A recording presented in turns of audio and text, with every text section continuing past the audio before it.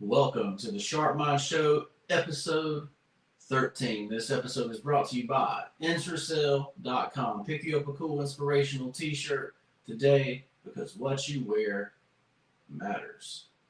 All right, so we're going to start off episode 13 hot, as in feisty, redheaded, hot, because Big Brother did Rachel Reilly dirty. Guys, dirty. This lady's going through Big Brother. So Big Brother is where you go into a house, and it's kind of like Survivor, where you do competitions and you get voted out. People, that kind of stuff, right? If you hadn't seen it, check it out. But basically, Rachel Reilly is a previous winner of this show, right? A legend in the game, right? And highly entertaining. But she comes into this season 27, and she never got put on the block. Perfect social game, and they take her out on a random day, right? Without having to be put up on the block, without having to be voted out, the whole 9 yards, right? Kind of an unprecedented thing in the game too. Nobody just goes home without getting voted out, right? So, to me, this was the dumbest thing that Big Brother could have done, right? Like, the reason the show was entertaining was because of Rachel Reilly, right? But she ends up being the first member of the jury, right? So, to me, also, that's kind of messed up, because she has a husband and children, right? So now she's got to sit in a house for the rest of the season, probably 3 weeks left in the season, but maybe 4 weeks left in the season. So she's got to sit in the house for another month, the jury house, while, her kids are going to school and all that kind of stuff. So, honestly, I feel like they did her dirty. I also feel like it was dirty that the other people that went couldn't see how the maze was done, right? That they did. So they did like this little turning maze, and you had to completely flip the maze over to get the ball to go to the next part of the maze, right? To get the ball to go through the next part of the maze. And if you didn't understand that, you weren't gonna, so it was an easy maze. But if you didn't understand, you had to flip the maze completely over with the wheel, the little rat wheel, then you wouldn't have understood how the game kind of worked, right? So, also, did Rachel take the wrong move here, right? Because Rachel was adamant about going first, having enough time to do it. But should she have just sat back and just not win at all, right? But I think she felt like she was going to be put up there regardless, and that she was trying to get herself the most time that she possibly could have, right? So let me know what you think in the comments below. Did they do Rachel Reilly dirty by eliminating her without having to put her on the block, without her having to go through veto, and without her having to be voted out, right? I think they kind of did her dirty on that. And I don't necessarily, it's a twist in the game. You're supposed to expect the unexpected, but at the same time, basically eliminated someone playing like a perfect social game, never being put up, that type of thing. So let me know what you think in the comments below. This episode is brought to you by London and the Googly, which is my wife's book. If you're interested in children's books, you have a niece, nephew, or children of your own, this is the book for you. It's got a great moral, great rhyme and rhythm, great beautiful pictures. Go check it out on Amazon, London and the Googly. You can also click the link down below and it'll take you there. And on to the next one. All right, so as you know, I'm a life coach. So today we got Amanda. And Amanda's 29 years old. And she spends hours of her life on Instagram. And she's seeing, all these people buy, her friends buying homes, starting businesses, traveling. And she says she feels left behind. All right, so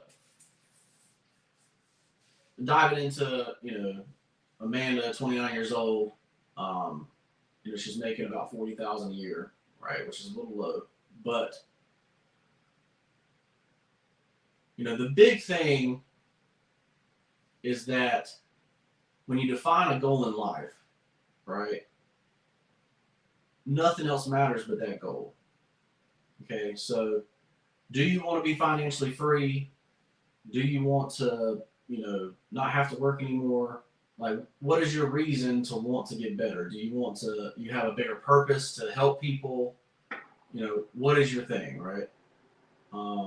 Obviously, if you want to be financially free, you're going to be living a different life than a lot of other people, right? You're not going to be overspending on big houses. You might start a business to be financially free, but you're definitely going to travel in a different way, right, than you would if, you weren't trying to get to financial freedom, right?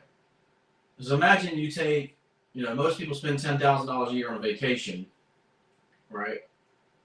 Between $5,000 and $10,000. Well, imagine if you invest that money instead, and what that would look like in 10 years, right? You're going to be financially free a lot faster. And then imagine what your vacation looks like when you're making $100,000 a year, $200,000 a year, without even working, right? Imagine what that vacation's going to look like. You might be taking a vacation on a yacht instead of, a little dinghy, right? That type of thing, right? So do you want to be rich or do you want to look rich, right? So there's so many people that will buy, name brand stuff, diced up in gold, have, jewelry and that kind of thing. Like, that's what people think looking rich looks like, right? Or looking classy, right? When the truth is, being rich, most people that are rich don't want to look that way, right? They want to blend in because real rich people get, attacked, right? Their children get kidnapped, like that kind of stuff, right? So do you want to look good or do you want to be financially free? Do you want to be rich or do you want to look rich, right? You have to ask yourself that now, right? Before you start this journey. Because financial freedom comes with responsibilities too, right? Like, and it includes helping other people get there, because if you don't help other people get there, you're just going to be sitting around by yourself rich, right? You're going to be Mr. Scrooge McDuck or whatever, right? So that's one reason I'm a life coach, right? I try to help people get there, right? I don't want to be sitting around by myself. At the top of the mountain by yourself sucks. So I'm going to get to other people to the top of the mountain too. But so that's number one. Number two, why are you spending so much time on Instagram anyway, right? If your true goal is to be financially free, you can use the whole time to be financially free. Whether that, like say you see them starting a business where you can start selling little trinkets and all kinds of things that, like say we got friends that, make pottery and, make all kinds of stuff that they sell, as gifts, for Easter or Christmas time or birthdays, all that kind of stuff, right? So you can get to financial freedom faster by doing little side hustles, right? And there's nothing wrong with that. Like I say, if you start thinking about traveling, can you travel can you day trip? So like when we were what I would consider to be completely broke, I had no job. Meredith was working 3 jobs. We would come to the beach on a day trip, right? So we wake up at 4 o'clock in the morning. right? And I woke up at 4 o'clock in the morning anyway, and I would drive us to the beach. And we'd get to the beach, right when the state park opened up, right? State park's free here in North Carolina. And, we'd be at the state park probably from 8 to 11, or 8 to 1. And then we would drive home, right? So, and that was our vacation. Or, we would go tour the park, or, go to the aquarium, or that kind of thing. You don't have to go you can day trip vacations, right? To go certain places. You don't have to go places for 3 or 4 days. Most of the time, places don't even have 3 or 4 days of stuff to do. You're just sitting around, right? So take advantage of those, especially if you work places that give you the 3-day weekends, the Christmas Eve, Christmas Day, that kind of thing off. They give you all these vacation days. Add them up. Take 3-day weekends. And get all your stuff done, and then go take a day trip, and then come back. Right? Traveling is different when you're going for financial freedom. Right? You're not going and spending all this money on a place to take a shower and lay your head. When you can take a shower and lay your head at the house. Right? So. And once you've gone through all the places you can day trip, right, by your area, then you can think about expanding out and maybe spending one night somewhere, right, and then do all those places, right? And if you're not financially free by the time you've done all that, then you need to rethink your financial freedom strategy, right? So this is what I had to say to Amanda. Like I said, get off of Instagram. Let's get your side hustle going. Let's get you actually financially free. Because that's what I do. I'm a life coach. And if you're interested in life coaching, you're interested in me setting this up for you. I'm a little bit different than most life coaches because I don't charge $150 an hour, talk to you for 4 hours, and then leave you the rest of the year.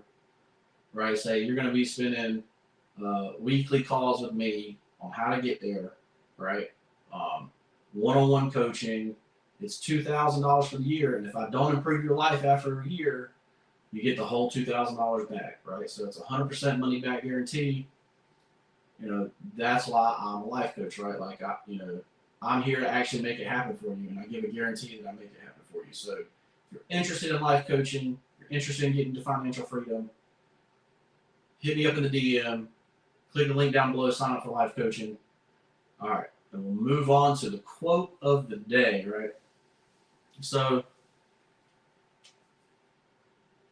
here's the quote. Stop replaying the past. Your future is waiting on play, right? So this one hits home for me a lot, right? Because, when we're kids and you're exceptionally talented at some things, you think, well, I could have made it to the NFL. I could have made it to the MLB, right? But, I tore my ACLs in high school, right? What if I never did, right? You got this what if in your mind, right? But when you're going for new goals and you're going, going to be that person that, we talked about yesterday, where you're going to be the person that you needed back then, right? Your past is dead, right? That man doesn't exist anymore. That little boy doesn't exist anymore, right? The person that people remember, that person's gone, right? That person's gone. I'm what remains, right? And I am exceptional, right? You are exceptional, right? So whatever happened in your past, right? Leave it to God. Leave it to Jesus, right? Be forgiven for it, and let's move on and make the world a better place, right? How do you do that? How do you just move on from? So a lot of people will say you got to talk about it every day. I'm the opposite, right? I use affirmations to think about, to put my mind in the things that I'm actually need to put my mind to, right? you know, the reason people, depression, anxiety, all that kind of stuff is, depression is basically living in the past, right? That's what they say, right? You're thinking about the past all the time, and that makes you depressed. Well, yeah, of course, but you're not that person, right? That you're thinking about, right? You're not that person that tore his ACL, and whatever, right? Like, you're not that person anymore, right? So you can't keep replaying that over and over and over again. You have to make new goals and get to those new goals, right? Let's say it was already, a very slim chance to make it to the NFL, a very slim chance to make it to the MLB, right? Getting there after being injured is even harder, right? So you don't worry about that anymore. We're going to worry about what are our goals now. So our goals now, number one, to help as many people as we can get to financial freedom, right? We do that by being a life coach, right? So if that's you out there, sign up for life coaching. But your future is waiting on play, right? What future do you want? So you start thinking about, if you start thinking about the future, you're going to start getting anxiety, right? So you have to think about, okay, this is where I want to go, right? So say, I want to have, 10 rental units and, a main house and a beach house, right? So then you start thinking about the present. So what do I need to do in the present to make that happen, right? Well, most of the time it's getting your income up, because if you're going to start buying rental properties, you're going to have income, right? And then after that, it may be, okay, well, I need to network and find people that want to fund my deals, right? That want to fund me buying a house that, needs to be fixed up, that, I need to find people that are willing to do the construction for, $75 an hour instead of $125 an hour, that kind of thing, right? So this is how you set up, that your future is on play, right? This is how you get it to where you get to the goal that you want, right? Okay, well, say I want to write a book, right? So I need to start, writing the book every day. I want to create a podcast where we actually talk about things that sharpen your mind, things that actually make you better, right? So what do I need to do with that? Well, obviously I need to get the programs. I need to, figure out how to use the camera, use the microphone. I need to, be able to use the computer, be able to edit, all that kind of stuff. That's the stuff I have to learn, right? So, but if you put all that at one time, you're going to have anxiety, right? So you have to say the present. Okay, so right now I'm going to learn how to, right now I'm going to write the book, or right now I'm going to learn how to edit the videos, right? You take it one time, you break it down into what you can do that day, right? So obviously that's one of my strategies. So if, if you don't have time to watch the full videos, you can go check out the shorts, put them all into 1 or 2 minute segments and try to get them out for you guys. But obviously that's the plan here, right? Is to make you have the sharpest mind possible, right? All right. So lastly, what we're going to talk about lastly, and it's going to be the stock market, right? It's going to be stocks, right? So I was listening to a clip of MSNBC, I think it was, and the lady asked the guy, is this just another meme craze stock, right? So, of course, the stock they were talking about was Opendoor. So Opendoor has gone from $2.36 to upwards of $10 in less than a month, right? So 5x. So if you bought that, $1,000 worth, you'd be sitting on $5,000 right now, right? Within a month. So is this just a part of the meme stock craze, or does the valuation say like, okay, this is what it should be, right? So the reason Opendoor jumped so high is because, in Q2 of this year, their revenue was 1.6 billion, very, very high, right, compared to what it had been being. And, which is wild because, you're hearing all over, properties are sitting, nobody's buying houses, yada, yada, yada. Well, apparently Opendoor's in the places where they are buying houses. They just don't want to have a realtor, come in with the houses, right? So Opendoor's business is recovering cautiously. Revenues rose in Q2, but the company still had a net loss, right? They lost $29 million. So what does this make Opendoor? It makes Opendoor, it makes Opendoor, close to a growth stock. It's not a growth stock yet, but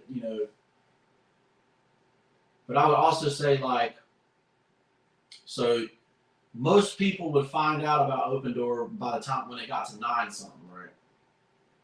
And what happened is that as soon as it, gets up to 9 something, you see big dip, big sell off, right? And people get, caught. They purchased basically Opendoor 5x more than it's really worth, but based on the revenue, it was worth, a little bit more. But, so the next quarter's revenue, they're saying it's only going to be 800 million, right? So half of the 1.6 billion. So really, Opendoor is probably only worth about $5, right? So that's where you got to be careful with these what they call meme stocks, or stocks that go up really fast. They go up really fast. You don't want to be buying it up there at the top, but you also have to figure out, well, is this the top or is it not, right? So I'm pretty sure $10 is going to be the top of this. I think Opendoor has gone higher before. Let me see real quick, I don't want to tell you wrong. So it'll take me a few seconds to look it up, but